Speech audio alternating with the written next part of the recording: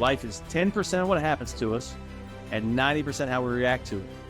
We are in charge of our attitudes and the life we live. If being the best really means something to you, you will be. Well, joining me now is one of my favorite dudes of all time. And I know I tell you how much I love my guests all the time because I love my guests all the time. But this dude was my roommate. He was my partner in crime in Albany. He was a dude, whenever I looked across at him in the huddle, I knew we were going to be okay.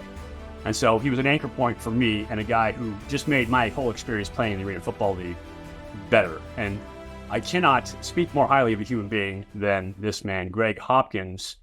Great day, everyone. I'm Mike Pawlawski, former world champion quarterback, serial entrepreneur, and award-winning TV producer and host. I've lived a life dedicated to mastery through performance and mindset integration. Each week, I'll bring you the insights, strategies, and stories from some of the world's top performers to help you unlock your greatness.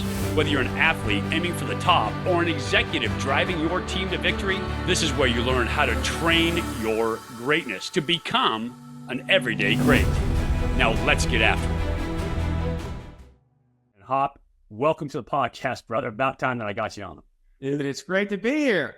How do I get one of those jerseys? I've been trying for one of those for years. I had to steal it on my way out the door, right? So on my way out the door, I just grabbed that thing. They never knew it. They took it later off the apartment bill. So, it cost me, but I've got it here now, so it's nice. You had to pay for it, right? All right.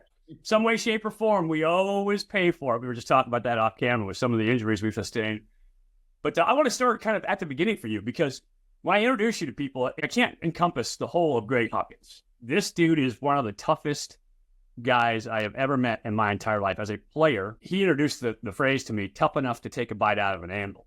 And that is exactly what he was like as a player. Now, I want to know where that started. I think a lot of that mental toughness started on the wrestling mat for me. I mean, obviously there's a lot of great coaches, family, mentors in your life that give you little pieces along the way, but a lot of my mental toughness I learned on the wrestling mat because you in the wrestling world, it's just you.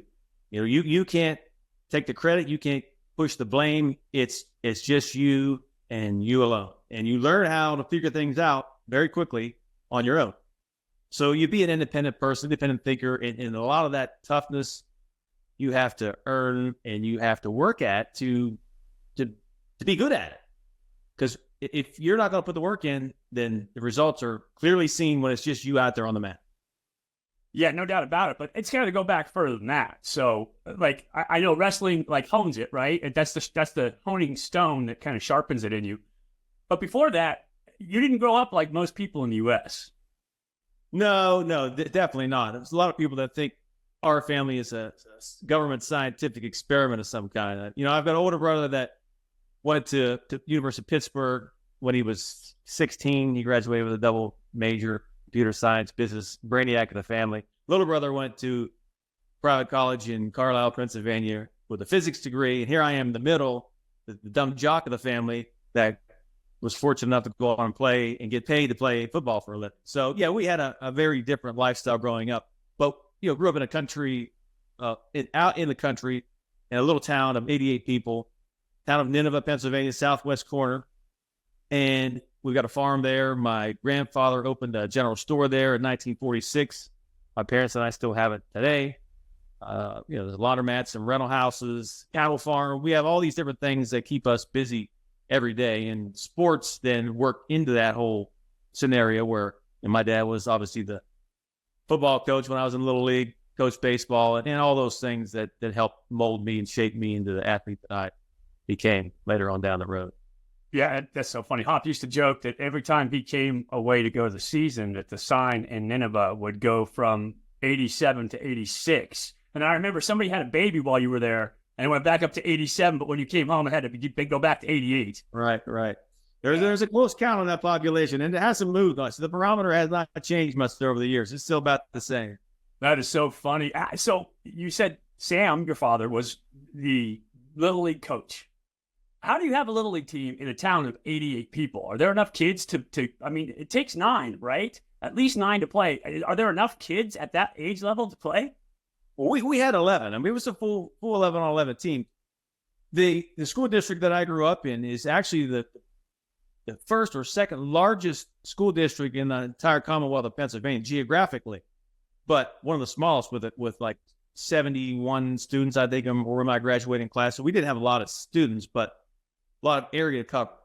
So we had to travel for a lot of different areas to get to football field. Where did you guys practice? We had a practice field at the grade school, another one at the high school. Played most of our games. There was only one field there to play on. It was the high school field. It was shared by high school, junior high, little league. Everybody played on the same field. And so tell me, when you were little, we haven't even talked about this.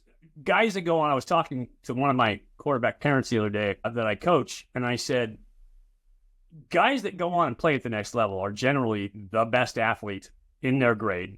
They're generally the best athlete in their school. Like you just know who this kid is from grade 1 or kindergarten or second grade, but they tend to be the best athlete. And so they play a lot of spots. What position did you play growing up? So I was a running back growing up, transferred high schools when I was a junior to a neighboring school and became a quarterback. Got recruited to Slippery Rock University as a quarterback and then made the transition again back to receiver. And that's where I stayed throughout college and beyond. Yeah, and that's where I got to know you. It was funny because you look at football, arena football, and the 70s numbers are, I bet you didn't remember this, 70s numbers are eligible to catch passes. And Hoppy, when he first got to camp with the Firebirds, before I got there, was wearing, what was it, 76 or 77? Yeah, 75. Right. Rookie gets thrown whatever jersey that was left over, and that's what I got, 75. It just looked awful. Running down, I mean, he looked super wide across it, like he was wearing pads that were 2 sizes too big. Like it was just horrible to watch a receiver in the 70s numbers. So that was pretty funny. But so you get to Slippery Rock, right? You're a quarterback. Tell me about what that was like for you, because you were a 2-sport guy. You just talked about it. You're a wrestler. You're a football player. What was life like at Slippery Rock for you? Probably a better wrestler than I was a football player at that time. Got recruited more for wrestling than I did football. Ended up at Slippery Rock, Division II state school in Pennsylvania, and went there redshirted as a freshman, as a quarterback, and really only played 1 year of quarterback in high school. So my knowledge in the pocket is not where I needed to be. That's funny because you were always telling me what the hell I should do as a quarterback. So I just want to throw that in. So anyways, they realized that they could probably utilize me better at another position. So I ended up catching my first pass at Slippery Rock my next year as the freshman year, first year in, and it was a 65-yard post over the middle for a touchdown.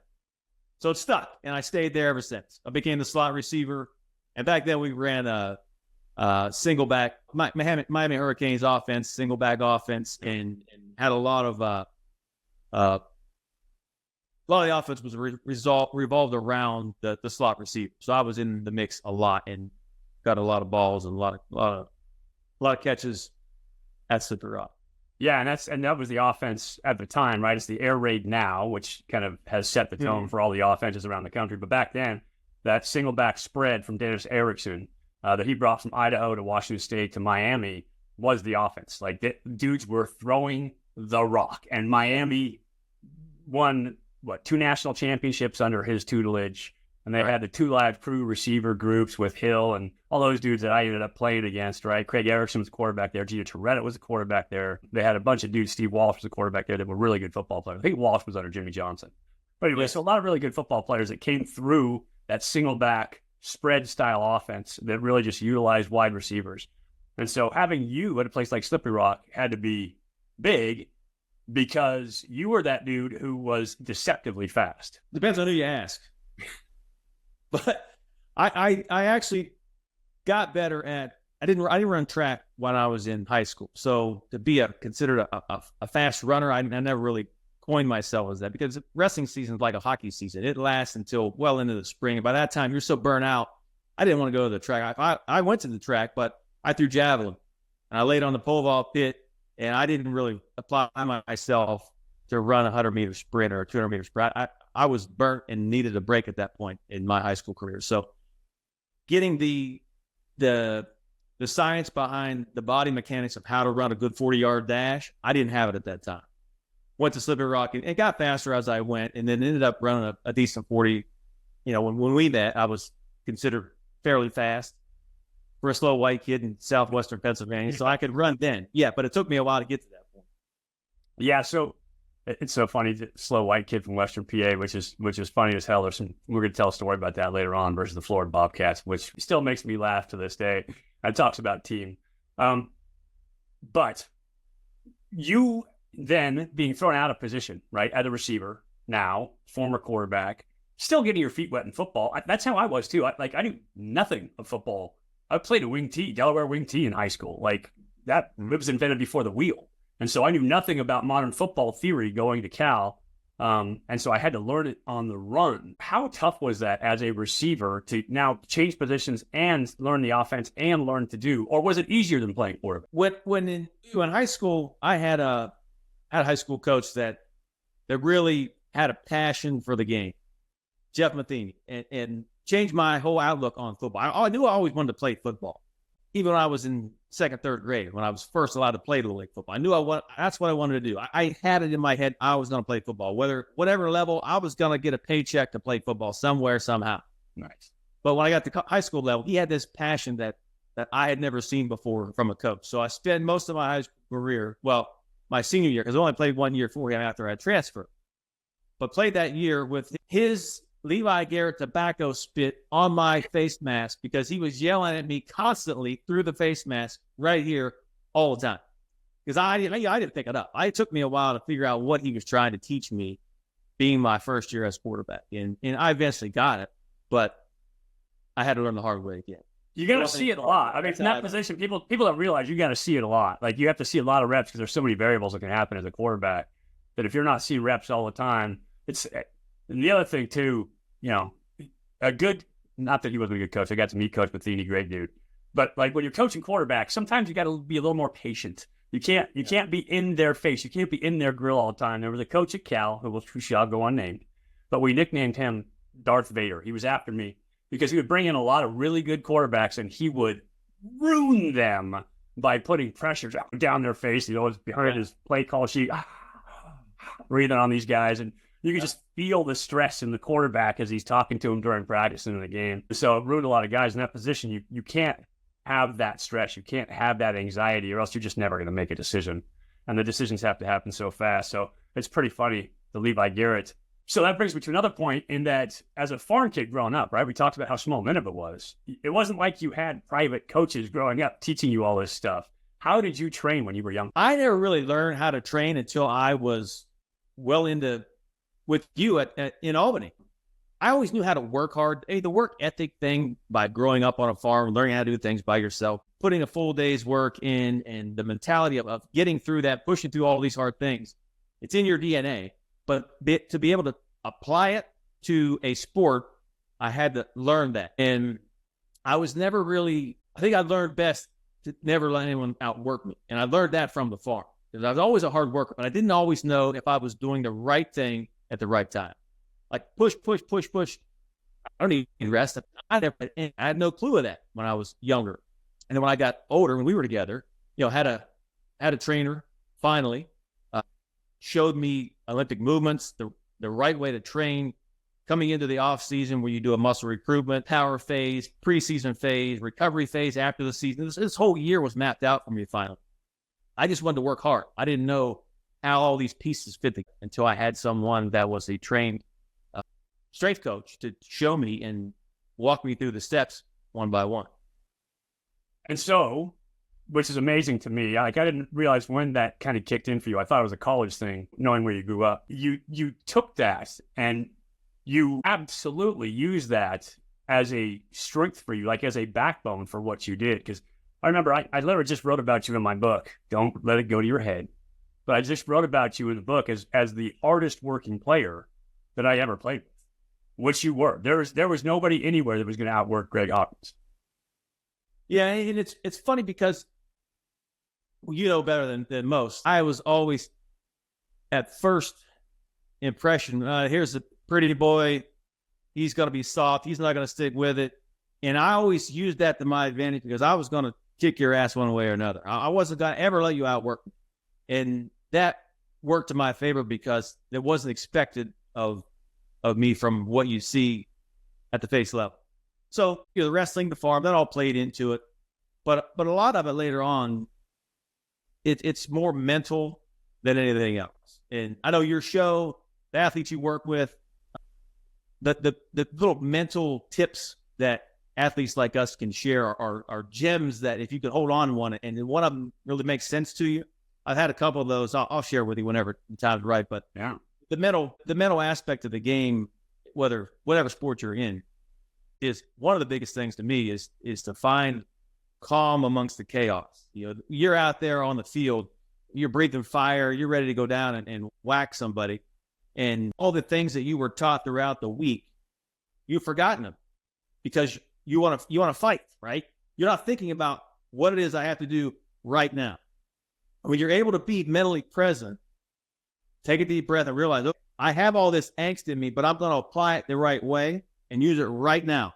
And then turn that switch off and go back to the next play and say, okay, I'm going to do the same thing right now. That's hard to do. Like they talk about flipping the switch, and the great athletes know how to do that. And you can do it once in a while, but if you stick with your sport long enough, you learn how that switch works.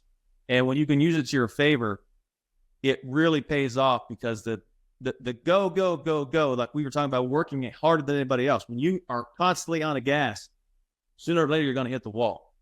You have to be able to turn that switch off, regroup, and then refocus. Boy, wow, there's so much to unpack in that. That was, yeah. So anybody at home, by the way, that was just a masterclass in thinking for the moment, like in being on point in a pressure situation. What Hoppy just described to you is what it takes as an athlete in the heat when we're playing in the Arena Bowl with, 15,000 fans in the arena, millions at home watching, all the hopes and dreams, all the work that you put in on the line, and all of a sudden, okay, now I got to back that off. I got to get the nervous system uninvolved, and I've got to recognize that I feel like this because I'm ready to go and turn that into play. So that was a masterclass. It was awesome. And I want to start with that because what you're talking about, being able to do in that moment, is you're getting that fight or flight, that stress response that happens. And when you get that, the amygdala, which is a little almond-shaped gland in your brain, kicks in. That signals your nervous system to release the stress hormones, right? Here comes the epinephrine or adrenaline. Here comes the noradrenaline. Here comes the cortisol. And your body starts reacting to get ready for fight or to get ready to run. And it's preparing you to get better. And so when that happens, you start to feel that surge, and that's when you feel a heartbeat in your ears, when you feel a flush on your skin. It's all those sensations that can feel really, really, really bad in the moment. So you feel that feeling, and you're there, and you're in game. You were just talking about this. What techniques did you use, or what methods did you use to overcome that feeling of angst, of pressure, of stress? Yeah, all those things that are building up inside that are just about to unleash on someone unfortunate that's on the other side of the ball. You have to know what you want to do with that stuff. It's like a power pack that the battery level keeps going up and up and up and up, and it's just about to blow. When you can figure out, okay, I'm at maximum level, what do I do with it? Is it going to control me, or do I let it play itself out? One of the things I also had in my head was a simple phrase: see what you don't see. Like you're playing the game of football, for instance, for you and I, and instead of micromanaging the play down to every little step that I have to do, I can skip past all of that and look at the very end. Like I know in the huddle, I knew you were calling the play. I was going to run a post corner, and he's going to hit me down here, and I'm going to catch it for a touchdown. And I know all these steps have to go in place to make that happen, but I can go past that. And to alleviate all that stress and all the things that are going to kind of wear me down at that moment, take a deep breath, take it all in, know what you have to do because you've done it so many times up to this point. It'll happen again, but see yourself in the end zone when Pawlawski runs down there faster than you ran your pass route. He's picking you up over his head for all the crowd to see, and they're chanting your name because you just caught the winning touchdown. See past it, and don't let all the details wear you out because you've done it so many times. It's like hitting a golf ball. All these things that go into hitting a golf ball, keeping your head down, follow through, use your hips, it's in the wrist. There are so many things that go into your head that it's impossible to hit a golf ball. And it's just sitting there on the ground. But if you could do it time and time and time again, that's where practice comes in. Do it so many times, it becomes routine, it becomes part of your DNA. And then when it's time to do it, you can take a deep breath and just go through those motions you've done time and time again. it happens. And that celebration at the end is reward for it. Wow. Again, like I get the goosebumps just thinking about that. You talked about me lifting you up over your head after a touchdown pass on the corner route. That was awesome. Such good stuff for people at home. If you are not feeling this, like you need to write some of this stuff down because this is literally how you manipulate your nervous system. The thing is, our reality, what we feel is based on our perception. We don't see everything. We don't feel everything. We focus in on the things that we are noticing in the moment. And so when we talk about reframing a situation, it has to do with how you are perceiving that situation. What Hoppy was just talking about there is a function called working memory tasks, where you think about all those things and you get your working memory involved about what it takes to get there, and then visualizing the end. So you're engaging your brain. That also shuts down the amygdala. So now that stress response stops ramping, and you can kind of insert yourself into the middle of that for just a second. And when you can insert yourself in the middle of it for just a second, it gives you that control. And that control is what then puts you back in the ball game to understand, okay, now I've got to go down there and go assignment learn. Which brings me to the question, or what I've done for assignment learning, which brings me to the question. You hear guys all the time that like, they're going to step up to the plate, right? They're going to step up in a big game situation. But the two things that we talked about with you already is how hard you worked to get ready, and in the moment, reverting to your training. Right? People always think they're going to step up in big moments, but they don't do the work to get there.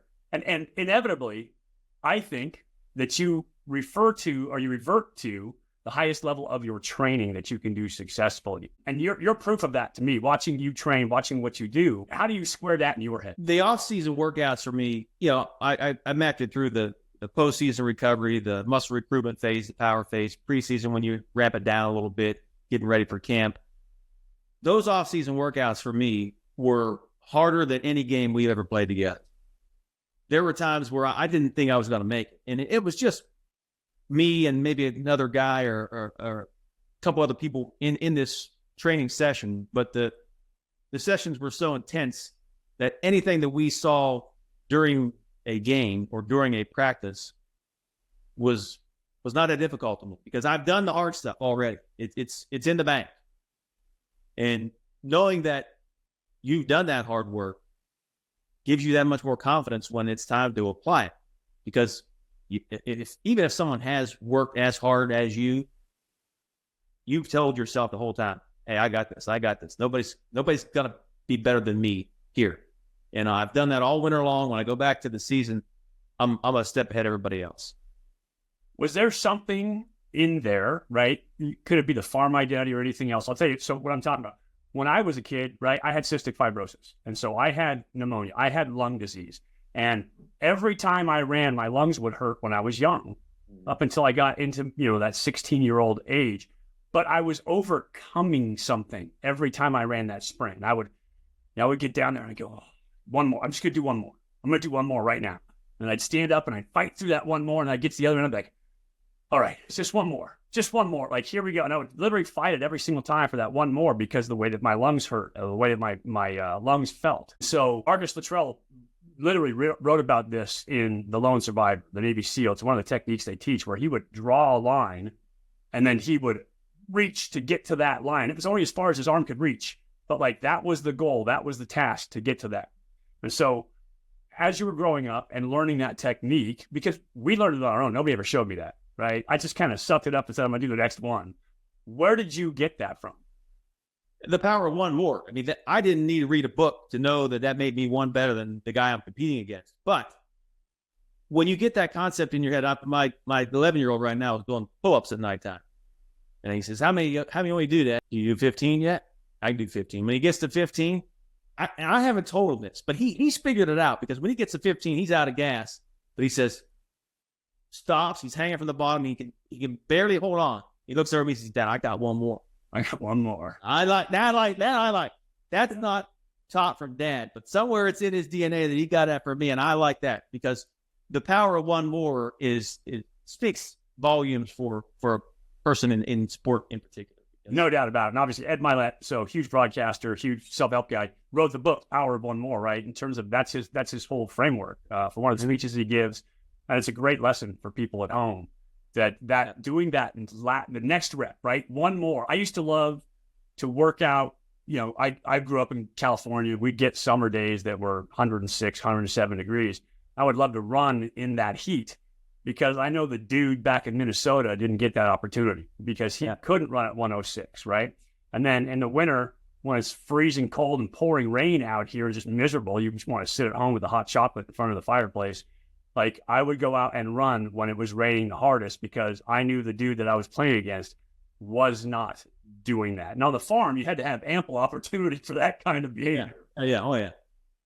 Another tip on that same note, you're trying to do reach your maximum amount of reps or doing one more and whatever it is you're doing, and sooner or later you fail. You don't get that one more, and for some people you get crushed by that because you fall short of your goal and you can't recover from it.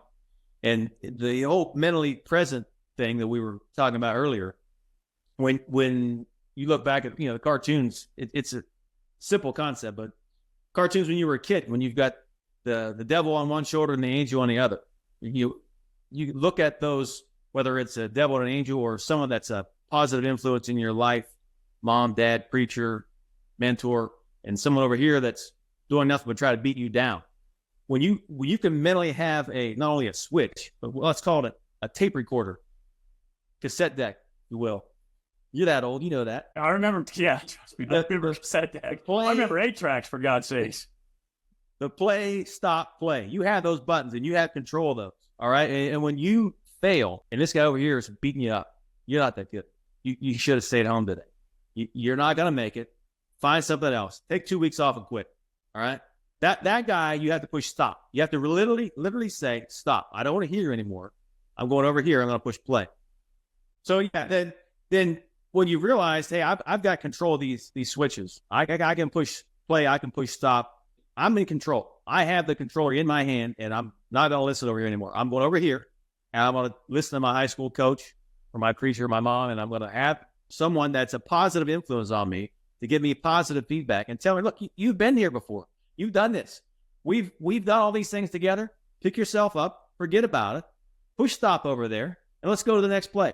Controlling that thought process takes a lot of practice. Oh, there's no doubt about it. That is a whole mental training game in and of itself. You start to spin. You start to ruminate, right? When you start to hurt, like running that, you're at that last rep, and it starts to hurt, and you start thinking, oh, this sucks. Oh, I don't like this. It's painful. It's all these things. And you start to ruminate on that and fixate on that. And your thinking tightens, it shrinks, and it gets small to this little window that you're looking at. And that's where you start creating that anxiety, that stuff that gets you to quit, that gets you to stop. And so being able to reframe that voice, to change that thought process is incredibly tough. That is such a skill and such a discipline to itself to be able to calm that inner voice. What's going on there is, as we start to feel that stress, right? We talked about the amygdala being in there and stress response, and we start focusing on it. And this is it's called a state of mind's theory, in that your world starts to get small. You're analyzing, your perception is narrowing, and you're getting down to this little point. You're focusing on the things that hurt. And when you focus on the things that hurt, obviously everything starts to look negative. And when it starts to look negative, you start to talk yourself into bad stuff. And so if you stay in that place where it's negative, then you're going to have negative outcomes. But when you can get to, as Hoppy just pointed out, that opposite voice and open your thinking back up, it allows for creativity. Well, maybe this isn't going to kill me. Maybe I'm not going to die from this. Maybe I am going to finish this rep, whatever it may be. And you open yourself back up, creativity comes in, and possibilities start to exist for you. And so that opposite voice, having somebody that you really care about, that you think about, that brings a smile to your face, getting gratitude, getting positivity there, because positivity and that stress response can't exist at the same place at the same time. And so what Hoppy was just talking about is literally another master. Like, you guys should be paying for this because it's so good. Like, what he's doing, like, stuff that he's giving you right now is insane. I should be charging, but I'm not. So I love bringing it to you guys for free. Talk about, one of the things I love is every single game. You and I would have the same deal, right? I would be about focus down to this moment. Pay attention to what you're doing right now. Be here, be in the minute, be present. Like, that was my message. And your message was exactly what you were just talking about. And you would read that insert in the program, in the game plan or our playbook prior to every game. Do you remember it? Do you have it memorized? It's been a while. All right. But I can probably throw it out there too if you really want to hear it. Yeah, I want to hear it. I mean, you're talking about being mentally present and controlling those switches I've touched on, but it all boils down to your attitude. And we were fortunate enough to have the same coach who thought the same way and had that as our first page of our playbook. And I thought it's too important for our team not to hear this at some point. It's there, and then they read it once in a while. But before we go out to play, I felt we needed to hear it. It's called attitude. And I read it every game we played. Every game. I loved it. I wasn't ready until you read it. And we went out and did our thing afterwards. But it's attitude. The longer we live, the more we realize the impact it has on our life. Attitude is more important in the past than education and money and circumstances and failure than successes and what other people think, say, or do. It's more important than appearances or skill. It can make or break a team, a church, or a home. The remarkable thing is we have a choice every day regarding the attitude we want to embrace for that day. Life is 10% of what happens to us and 90% how we react to it. We are in charge of our attitudes in the life we live. If being the best really means something to you, you will be. That's attitude, man. I love doing that, and I still do it today. When I get asked to go to speak to a high school class or a sports team or whatever, I still touch on that because it's so important, because you are the controller of your this whole thing up here. You know the science, you know the terms. I just know how it works, and I know which buttons to push. Shit, like that's the whole relationship right there, right? You just knew how to push it the whole time. So these guys used to give me shit for being a Cal guy because they would point out the fact that I went to Cal like I was some kind of egghead, and the large forehead didn't help with that.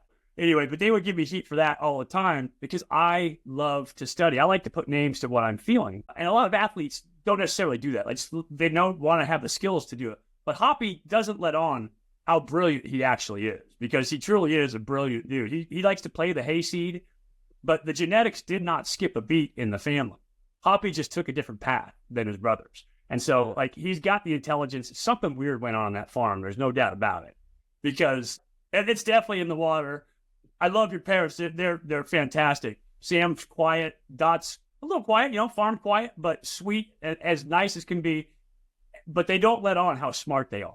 But clearly they are smart, and they pass that on to their kids.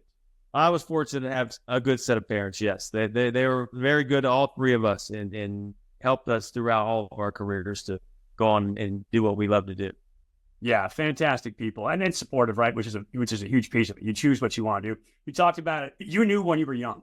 I tell the story with my dad. When I was 8 years old, we had just finished a T-ball game, and he was driving us to Pioneer Chicken in Southern California, right? Crispy fried chicken. That was my favorite thing growing up. It was so good. That was my reward. We had just won the whole thing, and I wanted the reward in my little white Levi pants and my red shirt playing for the Racers, and my dad's got me his Toyota SR5, and he says, "So, Mike, what do you want to be when you grow up?" The classic dad question. I go, "Well, I just figure I'll play professional baseball." And he's like, okay, all right. I get it. So what if that doesn't work out? And I said, I'll just host a fishing show.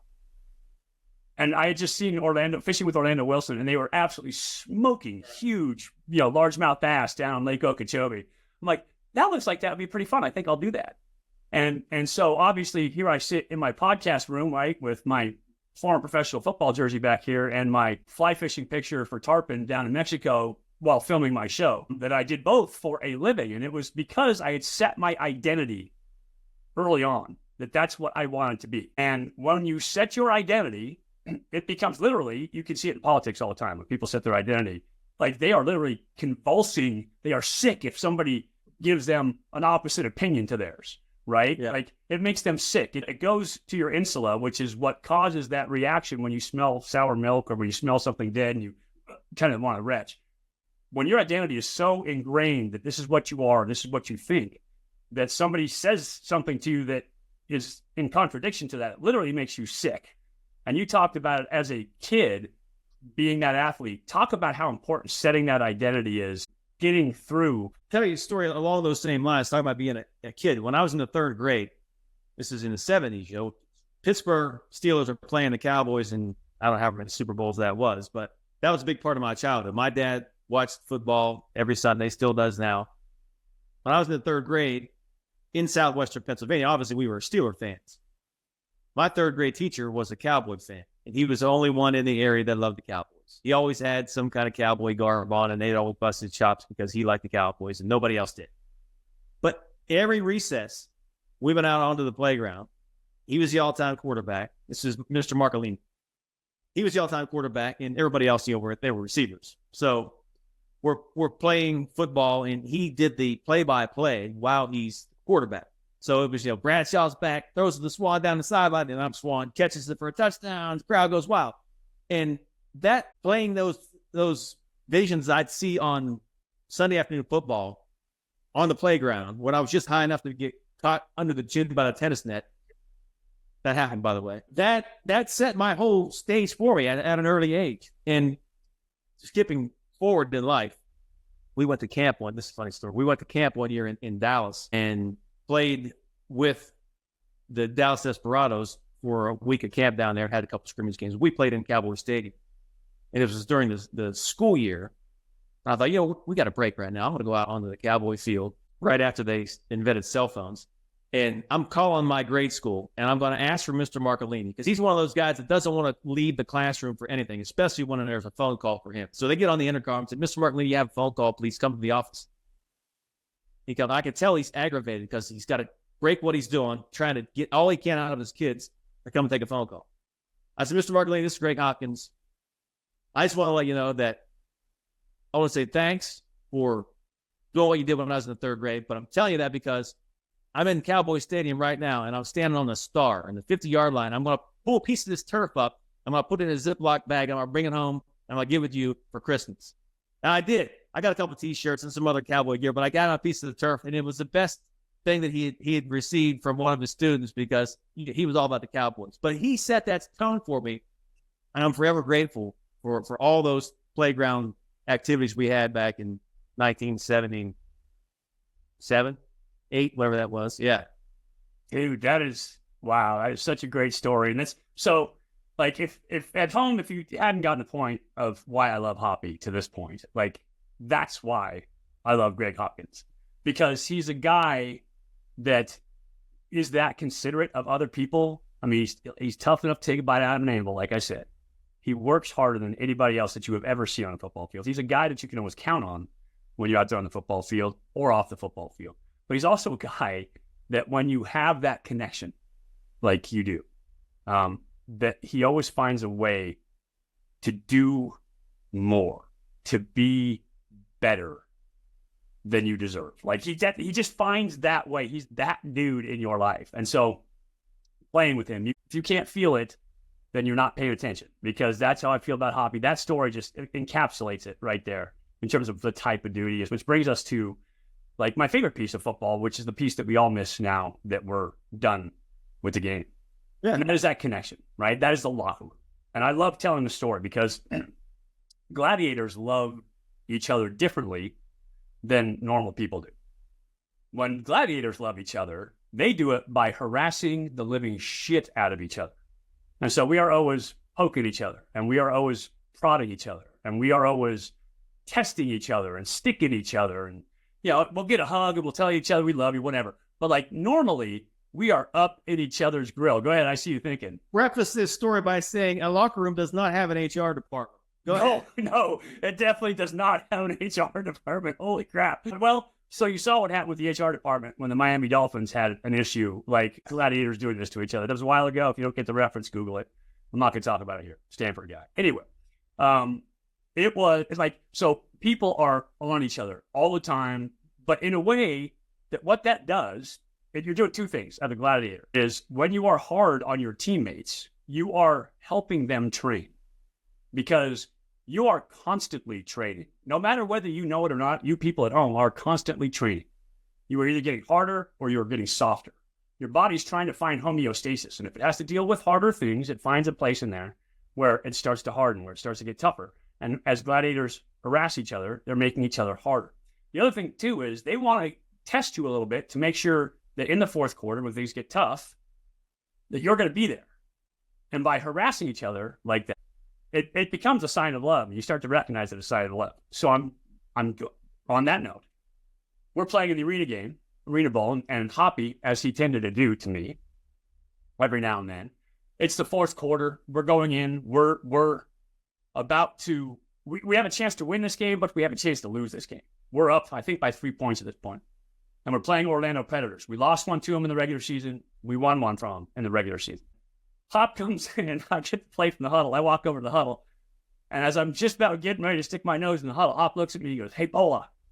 I look at him. He goes, "Don't fuck this up." And right there in the moment, it's like, that's my dude. And so I crack a smile, and I look at him. And this goes back. I'll tell a story. But he goes back, and I go, "Bitch, please. I'm a world-class athlete." And I step in the huddle, and we score the touchdown. We ended up winning the Arena Bowl. Spoiler alert. We win the whole thing. It was great. But like that kind of love, you do that to anybody else at that point in time, and they might crumble. But when you've had that kind of love from the Gladiators and you're doing that, like it's that connection. It's being right there with you, that you knew exactly what to say in that moment to change my state, to get me from, oh shit, like this is a big play, to bitch, please, like this is gonna happen. Like that kind of stuff is what I miss most. Well, similar scenario. You playing with, I don't know if your audience knows Eddie Brown. Right. Eddie Brown is the father of Antonio Brown. You know, the apple doesn't fall far from the tree. Okay. So Antonio left the NFL, had some ups and downs in his career. We played with his dad, and talking about prodding each other, poking each other. Eddie was the best player on our field, bar none. Period. He was the best receiver that has probably ever played the arena football game. I will take that to my grave. He was not easy to play with. He had so much drive. We'll call it drive. Okay, call it drive. Yes. That it was difficult to play with him because he expected so much out of everybody else. He wasn't afraid to tell you that. Now, he was not afraid to tell you that. If that same message came from our coach or your position coach, you take it differently. But when it's your teammate and he's up on your ass and he's that far up in there, there's only so much you can take. But as a rookie, I mean, I was ready to choke him. I didn't know how to handle this guy. Right. But I learned through the years that his aggression towards me was only making me better, because I knew he was a better player than me. I knew he was always going to be a better player than me. But I always had it in my head that he's not going to work harder for me. I'll get him there. I'll get him somewhere, but he's not going to work harder than me. And we had that relationship where it was like this for a while. But at the end of our career, he referred to me as Superman, and he was a great friend. But working through those wrinkles in the personality is sometimes hard, because you're always going to have guys on your team that are ones that you lean on, ones that you can depend on, guys that you maybe don't get along with well, but relate well with on the field. There's a bunch of different personalities. You just, as a player, need to learn how to take all that in. And our coach, Coach Mike Daly, he could see all that. His best trait was to take all that in and mold it and shape it into his game plan. And he could make it flow every week on point. Yeah. He could see the big picture and break it down into my little world that I knew that Eddie may not, or you may not. And he took it all in and made sense for you and for me and for Eddie and anybody else on that team. And he always had a great story that fit that for you, right? Like people, when we talk, when we tell stories, that's how we encode our thoughts, right? That's how we encode our emotions in stories. And so he would always have a great story for you about something that happened somewhere that was perfect for the situation that you're dealing with right at the moment. And it was just amazing. That team, you know, again, we won the Arena Bowl together, and winning is the glue that binds the team together. There's a Mike Daly quote for you, right? But there was something special about that team of dudes that came together. They pushed each other hard. Me and Eddie had it come to Jesus in the Orlando game, the first game that season. And then that's it. And it was not a, hey, I love you, buddy, come to Jesus. Like, we were getting ready to go to blows on the field. We were going to fight. Like, it was, I didn't want him yelling at my fat guys. He was getting frustrated because Kenny McIntyre, who was a fantastic football player, Hall of Famer, right, across from him, was jamming his ass off. Eddie wasn't getting off the line, and he wasn't getting open, or what he was getting run into the wall. So he was having a rough game, and he was kind of projecting that onto the big guys, right? We had to come to Jesus the very next day when we got, and like at halftime, we hated each other in the second half. We were not happy with each other for the rest of that game. But The very next day in the trading room, we literally sat down for 3 hours and had a discussion over why the psychology of that did not work for that team. And he literally changed his whole persona. You remember that? Yeah. And he became the ideal teammate, was so supportive of the big guys, and was like, he just changed him doing that, him taking that on himself, like to make that change. He was freaking touchdown Eddie Brown. Like, this dude could do whatever he wanted to. He was, as you said, voted the best player in the history of arena football. Mm-hmm. That's big, right? And now that said, Hoppy was number 12, by the way. Hoppy was a badass. People like, they're not going to tell you that. And I think he was better than that. He was an Iron Man. Iron Man doesn't get the love that the offensive specialist does. Hoppy is one of the top guys to ever play in this league. That's it. Eddie didn't have to take shit from anybody. He didn't have to listen to anybody. But he was driven towards a common goal, which gets back to my initial point. That connection of athletes is where we find safety. That connection of shared purpose is where we find true meaning in that, right? Being able to serve others. That story that you told about Mr. Marcolini, your good Polish friend. That's where we find true meaning in life, that safety, that love, that sense. And that's what I miss in the locker room, right? That's what I miss, not being able to look over and see Hoppy sitting over there. When I see him, he gives me shit about something, right? Or Heaven Biggs, every time I took my jersey off, look at me and go, yuck, right? Like, it's that kind of stuff that, like, you miss when you leave the game. You say that the people that aren't in that world are never blessed to do what we did for so many years, maybe still don't get it. And that's why I tell that Mr. Marcolini story, because I was so fortunate to grow up in a little town of 88 people, knowing that not many people have gone down that road before, saying thanks to the people that helped get you there. That world that we lived in is short-lived. And I knew that going in.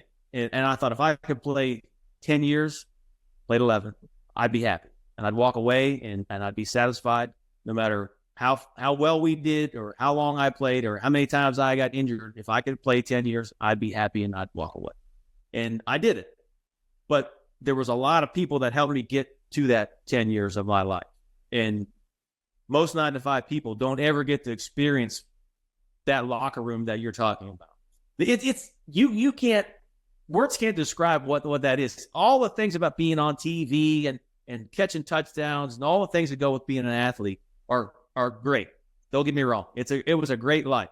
But the locker room and knowing those guys, the relationship that you built with them will last a lifetime, right? And a lot of that has to do with winning, because it's hard to build those relationships when you're on a shitty team.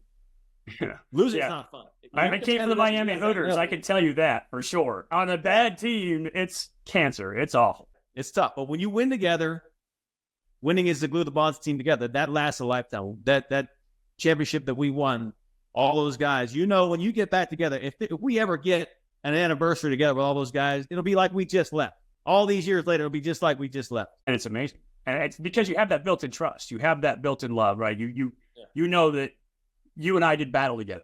I know that no matter what happens, that Greg Hopkins always has my back. And he knows if something happened today, he could pick up a phone and I'd come and take a bullet for him. Like that, he knows that. That's period. That is an unspoken rule. That is absolute truth. And I've learned through my career the respect that I have for our armed services. The national anthem is kind of just part of the game when I was a rookie.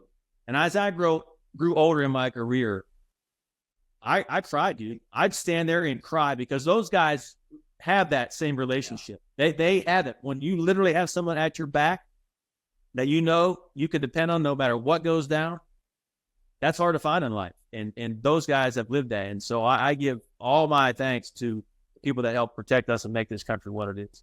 Yeah, 100%. Like you talk about those guys. We used to talk about ourselves, right? I always used to love guys and say, "Oh yeah, we're warriors." No, we're not. No.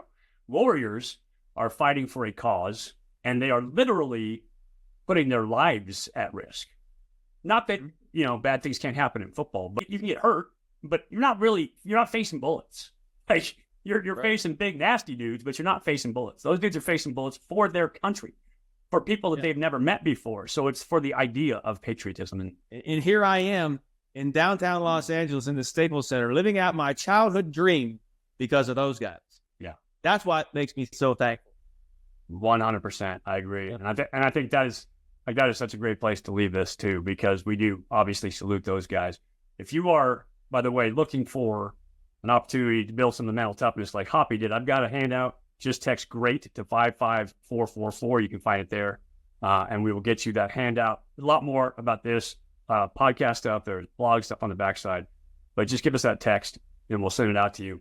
Dude, I cannot tell you how good it is to have you on the podcast and to have you, like, to talk to you again like this. We don't do it nearly enough. And the problem is, like, when we get together, it is like we were just in the locker room together. Like we were still, back there on Lakeshore Drive, at the old apartments in Waterville, New York, fishing for bass. And that's a whole nother story that we'll get to at another time. We'll have you back on, dude. But here publicly, I can't tell you how much I love you, how much I respect you, how much I appreciate, that bond that we had together. And I'm glad that I didn't fuck up that Arena Bowl, because that would have been a big deal. Like, it would have changed. I would have held that over you for a long, long time. There's no doubt about it, dude. But I appreciate you so much. I love you. I love having you on here, and I appreciate you coming on, dude. I love you, brother. I can't thank you enough for having me on. I hope that your audience gets some of the things that we lived our lives and helped shape and mold us into who we are now. Those stories are invaluable, and if your audience can learn and grow from some of those experiences, all better. Best of luck, brother. I love you, man. I love you too. Thank you. And so, by the way, at home, it was a masterclass. Like, you're listening to one of the greatest to ever do it in our league. Like, this dude is a dude. He's not just some guy reading out of a book telling you what to do. I watched him do it, flying headlong into walls. He's amazing. Take what he said, listen to it, learn from it, work with it, and it is definitely going to improve your life. I appreciate you, Hop. I appreciate you at home for listening. And again, we'll be back at you again next week. Until then, just remember, live every day great. Wow.